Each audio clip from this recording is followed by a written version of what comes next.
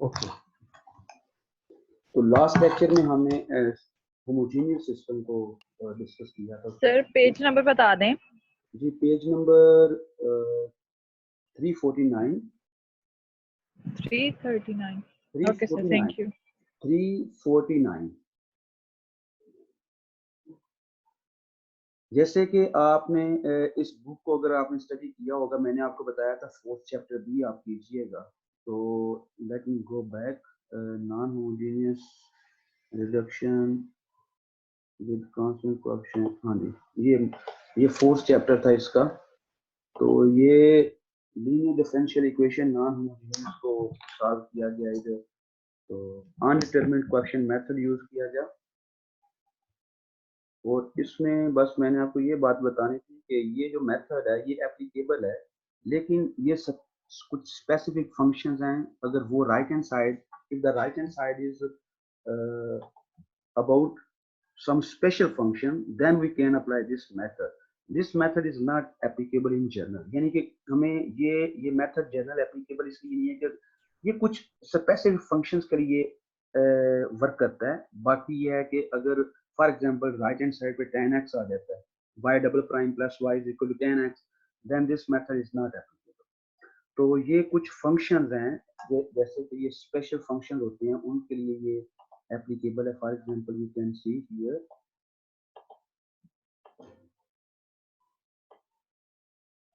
ये बात आप पढ़ लीजिएगा कि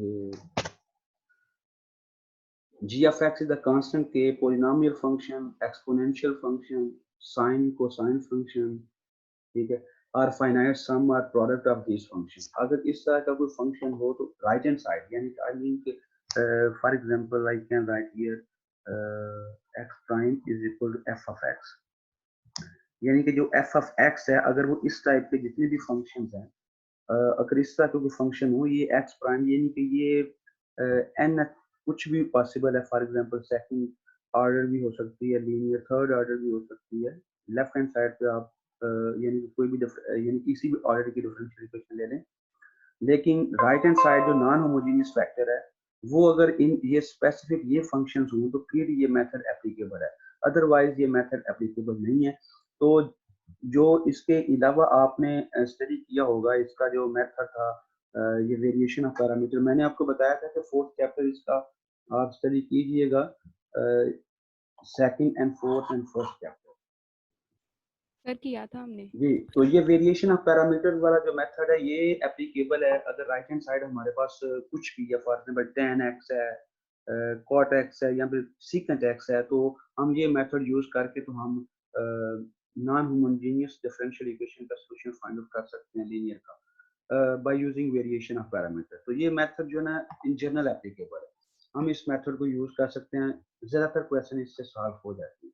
तो हम जो हम सिस्टम सॉल्व कर रहे हैं फर्स्ट ऑर्डर लीनियर इक्वेशन का, तो उसमें हमने जब होमोजेनियस है तब तो हमने सॉल्यूशन फाइंड आउट कर लिया, लेकिन जब नॉन होमोजेनियस सिस्टम होगा तो तब हमने जो पर्टिकुलर सॉल्यूशन फाइंड आउट करना है नॉन होमोजेनियस अकॉर्डिंग, तो वो हम मेथड तो अनडिटरमिन्ड कोएफिशिएंट वाला भी है और वेरिएशन ऑफ पैरामीटर वाला भी है।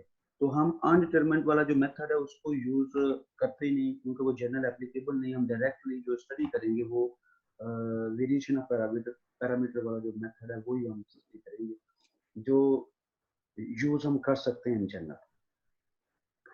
तो पेज नंबर है इसका बुक का 351 page number, a variation of parameter. तो इसमें सबसे पहले आपने फंडामेंटल मैट्रिक्स की definition, what is the fundamental matrix? If x1 x2 and xn is a fundamental set of solutions of the homogeneous system। अब ये फंडामेंटल सेट ऑफ सॉल्यूशन कब बनेगा? जब ये जितने भी x1 x2 xn हैं हमारे पास, ये सॉल्यूशंस आते हैं। अगर n बाय n मैट्रिक्स है हमारे पास, a मैट्रिक्स जो है वो n बाय n है, तो इसकी जो ये होगा n बाय 1, जितने भी ये कॉलम मैट्रिक्स होंगे x1 x2 x3 so on, ये सारे कॉलम मैट्रिक्स होंगे n बाय 1। तो ये जो सारे अगर लीनियरली इंडिपेंडेंट हों, अगर ये सब linearly independent meter, then we say that this set is called fundamental set of the solution of the homogeneous system. तो इनकी जो लीनियर इंडिपेंडेंस चेक की जा सकती है वो डिफरेंट टूल्स हैं, जैसे लास्ट टाइम बताया था लास्ट लेक्चर में कि ट्रांसकीन कैलकुलेट करके भी चेक कर सकते हैं। अगर क्वेश्चन ये पूछा जाए कि check the find the solution of the homogeneous system and check is it fundamental set of solution or not, तो आपने वेरीफाई भी करना है कि क्या ये फंडामेंटल सेट ऑफ सॉल्यूशन बनाता है कि नहीं। वो कैसे कि आप डिफरेंट टूल्स यूज कर सकते हैं लीनियर इंडिपेंडेंस शो करने के। तो यहाँ पे हमारे पास होमोजेनियस सिस्टम का सॉल्यूशन हम फाइंड आउट कर सकते हैं। ये वैसे ही किया गया जैसे हमने लास्ट लेक्चर में मैंने आपको बताया था। तो x is equal to c1, x is equal to c1 x1 plus c2 x2 plus c so on to cn xn. So this is the fundamental matrix. The last matrix in one is as product of n by n matrix, as a product of n by n matrix with an n by 1 matrix. तो ये जो हमारे पास solution आएगा यानी कि जो x है वो n by 1 ही मैट्रिक्स है, इसको जो रिप्रेजेंट किया जाए यहाँ पे। In other words, the general solution one can be written as the product of x is equal to phi of t c. तो phi of t को जो फंडामेंटल मैट्रिक्स कह रहे हैं, जो इसका जनरल सॉल्यूशन होगा जो x prime is equal to ax है, x prime is equal to ax, इसका जो जनरल सॉल्यूशन है इसको हम यूं लिख सकते हैं x is equal to phi of t c. तो phi of t fundamental matrix है जिसको हमने नीचे ये जो नीचे डिफाइन किया गया है कि it is n by n matrix. Fundamental matrix आपने कैसे कैलकुलेट करना है कि आपने जो x1 कैलकुलेट किए हैं x1 x2, और ये x1 और x2 क्या है कि आपने जो सिस्टम सॉल्व करते हैं उसमें सबसे पहले आप आइगन वैल्यूज कैलकुलेट करते हैं, उसके बाद आइगन वेक्टर्स कैलकुलेट करते हैं। तो आइगन वैल्यूज और आइगन वेक्टर्स वो जब आप वहां से आपको x1 और x2 सो ऑन मिलते हैं, जैसे कि लास्ट लेक्चर में हमने वो एग्जांपल भी सॉल्व की थी। तो वो जितने भी हमारे पास सॉल्यूशन होंगे उनको हम कॉलम्स के फॉर्म में लिख लेंगे। यहाँ पे ये जो फर्स्ट है, this is about the first eigen value, this is about the second eigen value, so on. तो अगर हमारे पास 3/3 सिस्टम है तो उसकी 3 eigen values and 3 eigen vectors आएंगे, तो वो जो सॉल्यूशंस आएंगे उनको हम इस मैट्रिक्स की फॉर्म में इस मैट्रिक्स में लिख लेंगे। हमारे पास वो कॉलम सॉल्यूशंस थे तो वो हम उन सबको मिला के ये फंडामेंटल मैट्रिक्स हम कंस्ट्रक्ट कर सकते हैं। So phi of t is the fundamental matrix. अगर क्वेश्चन ये पूछा जाए find the fundamental matrix of the given system, then you have to calculate the eigenvalues and eigenvectors, then write in this way कि आपने phi of t को calculate करना है।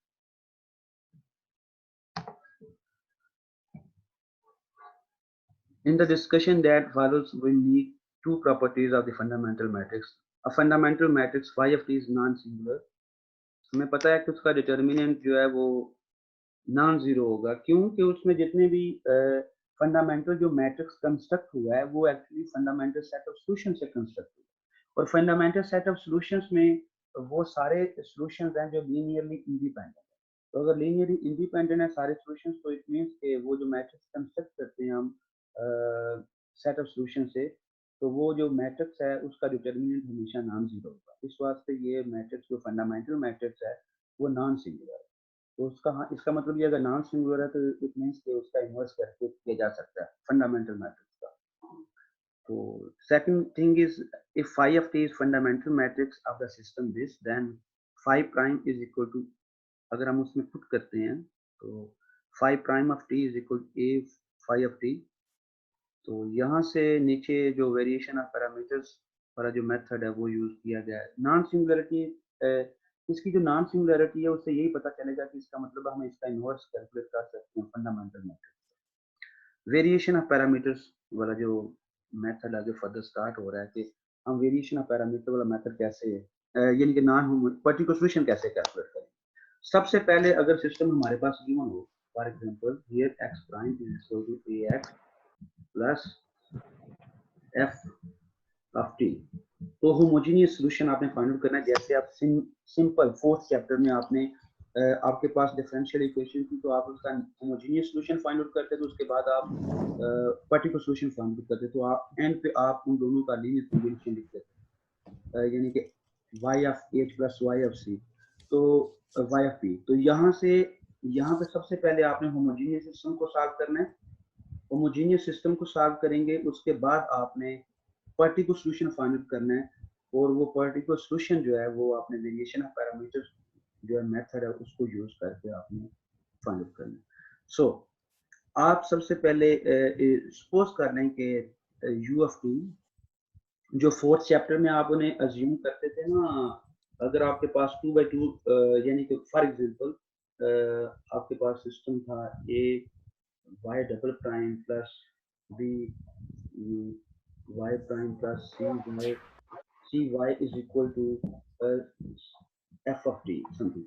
तो जो फोर्थ चैप्टर में आप जब वेरिएशन ऑफ पैरामीटर वाला मेथड अप्लाई करते तो सबसे पहले होमोजेनियस का सॉल्यूशन फाइंड आउट करते थे, यहाँ से हमें y1 और y2 मिल जाते थे, यानी कि ये जो दो सॉल्यूशन है, जाहिर है सेकंड ऑर्डर है तो इसके दो लीनियरली इंडिपेंडेंट सॉल्यूशन हमें मिलेंगे।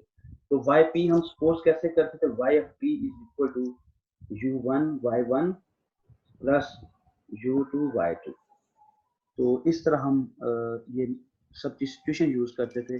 y1 और y2 का तो हमें पता होता था, हमने u1 और u2 कैलकुलेट करना होता था। तो इसी तरह अगर ये वहाँ पर सेकंड ऑर्डर थी तो यहाँ पर मैं फर्स्ट ऑर्डर सिस्टम है तो हम u ऑफ t यानी कि ये मैट्रिक्स है, ये वेक्टर डिफरेंशियल इक्वेशन है, differential equation vector value form. तो यहाँ पे हम ये हमारे पास सिस्टम जो है वो फर्स्ट ऑर्डर है तो हम u को सपोज कर लेंगे कि यहाँ पे हमारे पास ये जो y1 एंड u1, जैसे कि ये सब्स्टिट्यूशन हमें सपोज कर लें कि x of p is equal to phi of t u of t। अब phi ऑफ t क्या है, n by n मैट्रिक्स है, ठीक है। u ऑफ t क्या होगा, it must be n by 1 matrix. तो u ऑफ t को सपोज कर लिया कि u1 of t, u of t की ये वैल्यू हमने सपोज कर ली। अब हमने एक्चुअली यहाँ से हमें xp जब हमने कैलकुलेट करना है तो phi ऑफ t का तो हमें पता है, u ऑफ t को हमने कैलकुलेट करना है। phi ऑफ t तो फंडामेंटल मैट्रिक्स है तो u ऑफ t को कैलकुलेट करना है, यहाँ से जो हमारा मेन टास्क है। जैसे वहां पर phi of t fundamental matrix है जो कि होमोजेनियस सिस्टम का सॉल्यूशन था, जैसे कि फोर्थ चैप्टर में आप सबसे पहले होमोजेनियस सॉल्यूशन फाइंड करते हैं, इसी तरह ये और होमोजेनियस पर्टिकुलर सॉल्यूशन आप फाइंड करते हैं तो homogeneous solution times some unknown function. तो यहाँ पर भी वैसे सेम टेक्निक यहाँ पर भी यूज की गई है। So this is the non homogeneous system. Suppose that x of p is the particular solution of this non-homogeneous system by the product rule, the derivative of the last expression, यानी कि इसके ऊपर product rule apply करेंगे तो x p prime is equal to phi of t u prime t plus phi prime of t u of t। इसका हमने ये यहाँ से हमने इसका डेरिवेटिव लेके फाइंड आउट किया। तो अब ये वैल्यूज जो हैं ये हम यहाँ पे पुट करते हैं। जाहिर है हमने सपोज किया है कि ये जो x of p है, हमने यहाँ पे ये सपोज किया कि ये इसका सॉल्यूशन है, तो इट मींस कि ये इसको सेटिस्फाई करेगा। तो जब हम इसकी वैल्यूज इधर पुट करेंगे तो phi of t u prime of t plus phi prime t u of t is equal to a times phi of t u of t plus f of t। तो यहाँ से phi prime की जो value है, आगे जो further step यहाँ से है phi of t u prime t, लेकिन phi prime t की जो वैल्यू है वो हमने यूज की है कि वो होमोजेनियस सिस्टम का सॉल्यूशन है। तो इसका मतलब यह है कि ये सॉल्यूशन का होमोजेनियस सिस्टम का जो फाई है, तो इसका मतलब यह है कि अगर हम इधर वैल्यूज पुट करते हैं इसको तो a टाइम्स 5, तो ये हमें इसका मतलब है 5 प्राइम की जगह पर हम a phi of t की वैल्यू पुट कर सकते हैं, ये जो हमने यूज की है। तो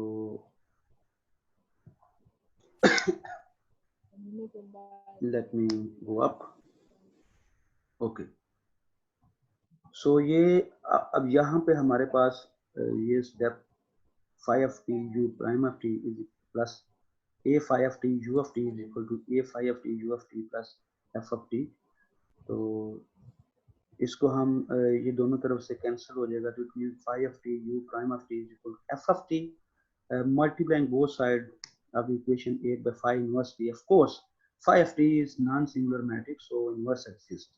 तो अगर हम phi of t inverse से मल्टीप्लाई करते हैं दोनों साइड पर, तो it means that u prime of t is equal to phi inverse of t into f of t.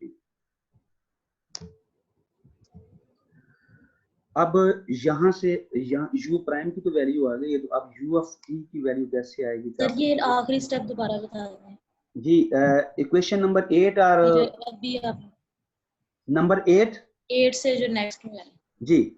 yes, आपने ये जो हमारे पास इक्वेशन 8 आई है, उसके बाद आपने इसको दोनों साइड पर phi of t इनवर्स से मल्टीप्लाई किया। आपने एक्चुअली वैल्यू कैलकुलेट करनी u of t की, तो u प्राइम t की पहले कैलकुलेट करेंगे, तो then you can integrate and find the value of u of yes, t। तो आप phi of t इनवर्स से दोनों साइड पर मल्टीप्लाई कर दें, लेफ्ट मल्टीप्लिकेशन, तो u prime t is equal to phi inverse t f of t आ जाएगा। उसके बाद आपने इसको इंटीग्रेट किया दोनों साइड पे, तो u of t is equal to phi of inverse t f of t, ये आपके पास u of t की वैल्यू है। और यही आपने कैलकुलेट करनी थी। आपने जो सपोज किया था, वो सपोज किया था x of t is equal to u of t sorry phi of t u of t। तो u of t आपने कैलकुलेट कर ली है, तो ये आपके पास जो ये सपोज आपने किया हुआ था, इधर इसकी वैल्यू पुट करें, तो x of t is equal to phi of t, तो u of t की वैल्यू पुट की, तो ये हमारे पास पर्टिकुलर सॉल्यूशन आ गया। इसका मतलब ये है कि question can be asked directly, find the particular solution of the given system. Directly पूछा जाए तो आप ये वाला मेथड यूज करके तो आप पर्टिकुलर सॉल्यूशन फाइंड आउट कर सकते हैं। तो जनरल सॉल्यूशन इसका क्या होगा? जैसे वहां पर भी हम लिखते थे, इसका जो जनरल सॉल्यूशन होता था, पर्टिकुलर सॉल्यूशन फाइंड आउट करके, तो homogeneous solution plus particular solution आप इसका यानी कि एग्जैक्ट सॉल्यूशन जो था वो लिखते थे। अब मेरे माइंड में ये क्वेश्चन क्रिएट होता है कि जो आपको शायद बताया था कि जो होमोजेनियस सिस्टम का जो सॉल्यूशन होता है उसकी क्या स्पेशल प्रॉपर्टी है, यानी कि वो जो स्पेस जनरेट करता है वो क्या होती है? होमोजेनियस सिस्टम के सॉल्यूशन से जो स्पेस जनरेट होती है वो स्पेस कौन सी होती है, यानी कि स्पेसिफिक स्पेस है ना। So what do you say about the homogeneous solution? About the homogeneous solution की जो स्पेस है उसको ज़ाहिर लीनियर कॉम्बिनेशन की फॉर्म में लिखते हैं, तो वो जो स्पेस है वो कौन सी स्पेस होती है? तो पास ये न पूछिया जे ले आते हैं मोबाइल।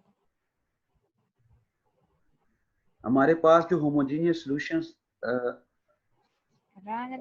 है, यानी कि उससे जो हम फाइंड आउट करते हैं, जो सॉल्यूशंस हमारे पास आते हैं होमोजेनियस डिफरेंशियल इक्वेशन को सॉल्व करके, वो मिलके एक स्पेस को जनरेट करते हैं जिसको हम वेक्टर स्पेस कहते हैं। वो वेक्टर स्पेस होती है कि उसमें जीरो सॉल्यूशन भी उसका होता है। उसके बाद हम उसको जितनी भी यानी कि अगर हम वैसे इसमें डिस्कस करें, लीनियर अलजेब्रा में हम देखें सिस्टम, होमोजेनियस सिस्टम को सॉल्व करें, तो हम कह सकते हैं कि homogeneous system is always consistent. क्यों वो ऑलवेज कंसिस्टेंट क्यों है? कि उसका जीरो सॉल्यूशन तो ऑफ कोर्स होगा, उसके बाद हमने non trivial solutions find out करना होते हैं, तो वो हम डिफरेंट कंडीशन यूज करके तो फाइंड आउट कर लेते हैं। लेकिन जो नॉन होमोजेनियस सिस्टम है वो उसके बारे में हम ये नहीं कह सकते कि the system of the non, यानी कि वो the system of non homogeneous system is always consistent. ये कोई जरूरी नहीं कि वो हमेशा कंसिस्टेंट आए। फॉर एग्जांपल मैं आपको एक इक्वेशन लिख के देता हूँ, सॉरी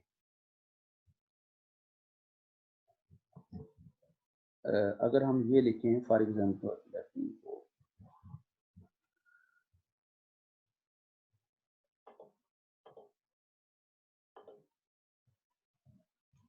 ओके, अगर हम ये एक सिस्टम लिखें x plus y is equal to 1 and 2x plus y is equal to 2, sorry,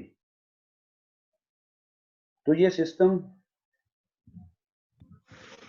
system जो ये inconsistent, it is non homogeneous and inconsistent.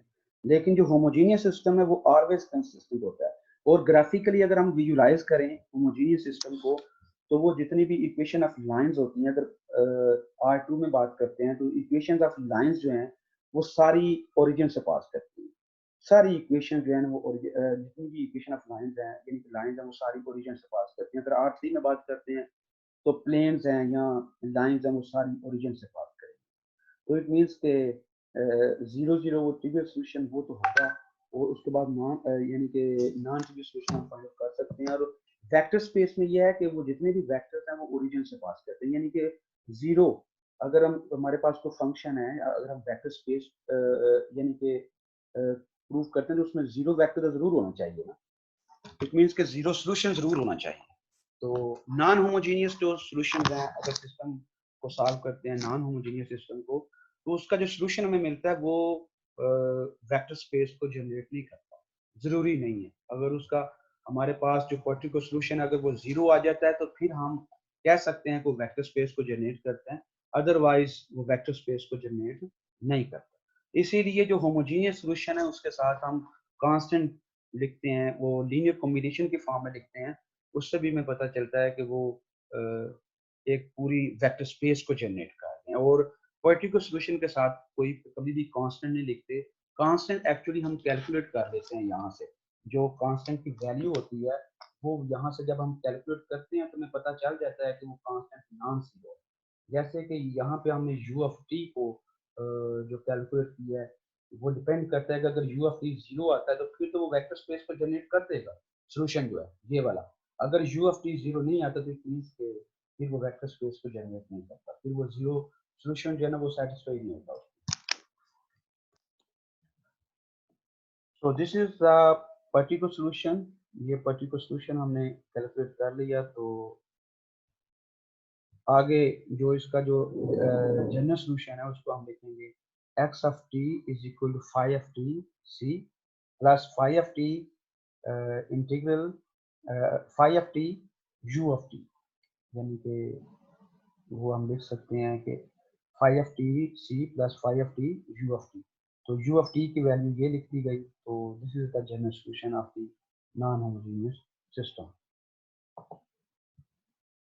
ये क्वेश्चन सॉल्व किया सर गया। ये इक्वेशन नंबर 10 रिपीट कर दीजिए।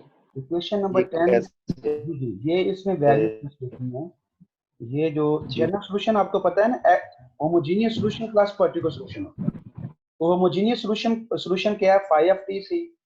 उसके बाद पर्टिकुलर सॉल्यूशन आपने ये कैलकुलेट किया, तो एक्स ऑफ पी की वैल्यू इधर पुट कर दी। ये देखें ऊपर ये जो मैंने हाईलाइट किया है ये वाला भाग, इसमें जस्ट वैल्यूज पुट किए हैं जनरल सॉल्यूशन के लिए, जनरल सॉल्यूशन लिखने के लिए। एक्स ऑफ सी और एक्स ऑफ पी की वैल्यू पुट।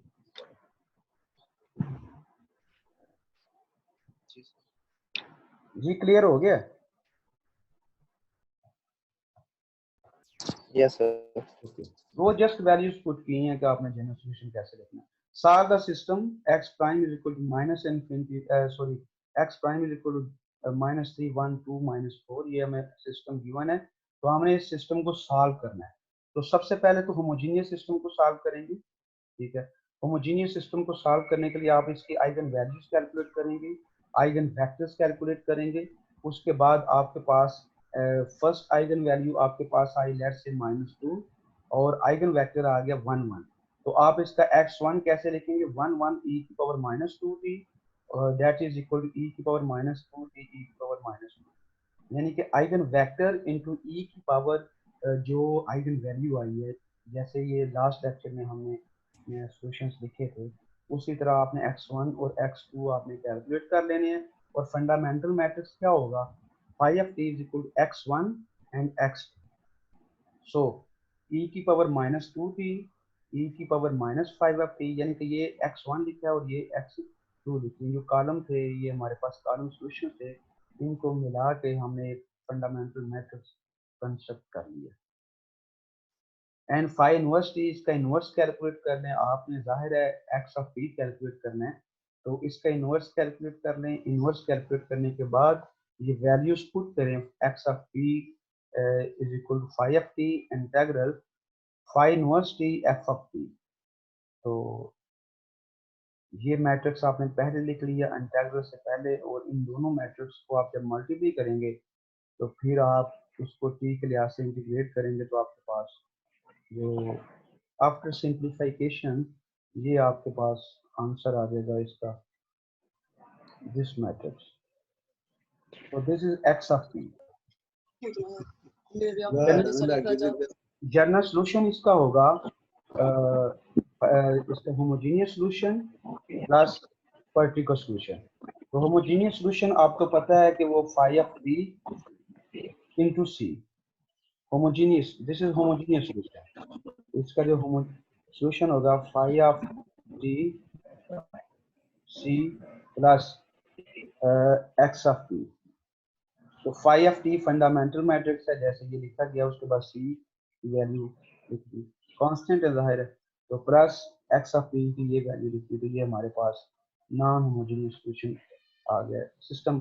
सर ये जो मैट्रिक्स के अंदर मल्टीप्लाई करने के बाद आंसर है, इसको हम सेपरेट से इंटीग्रेट करेंगे?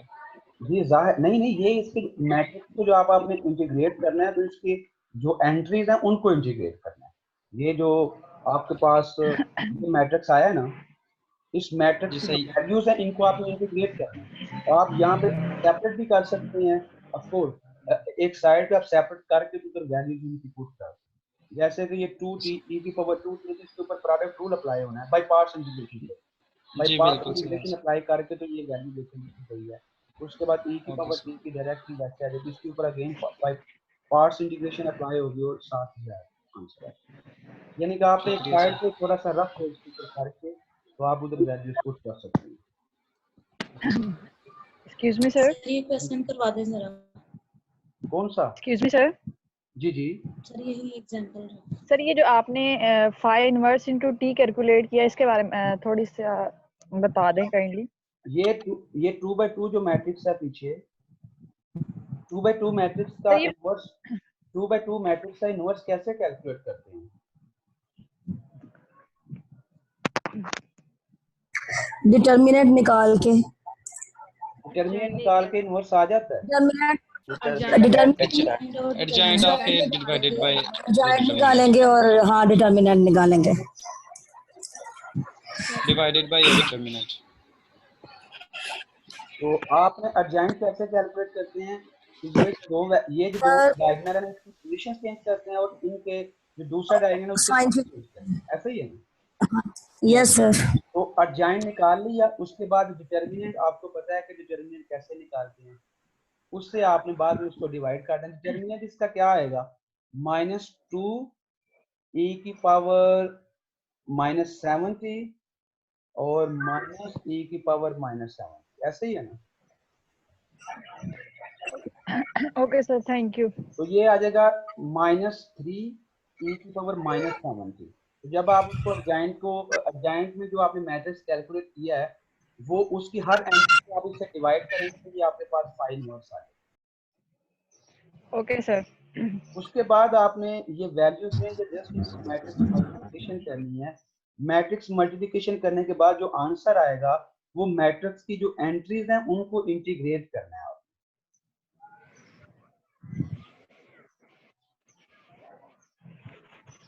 मैट्रिक्स को जो इंटीग्रेट करना है आपने उसकी जो एंट्रीज हैं उनको इंटीग्रेट करना है 1 बाय 1। और आप रफ पेज के एक साथ अगर integration let's say by parts integration है वहां पे, तो आप एक साइड पे करके तो उसका आंसर वहां पर पुट कर सकते हैं। स्टिल अगर आपको कोई कंफ्यूजन है तो प्लीज बताएं इस एग्जांपल सॉल्व करेंगे तो फिर पता चलेगा। आप इसको सॉल्व कीजिएगा। ये देखें, ये तो मैंने आपको बता दिया। आगे मैट्रिक्स मल्टीप्लिकेशन है, तो मैट्रिक्स मल्टीप्लिकेशन तो I think it is okay. तो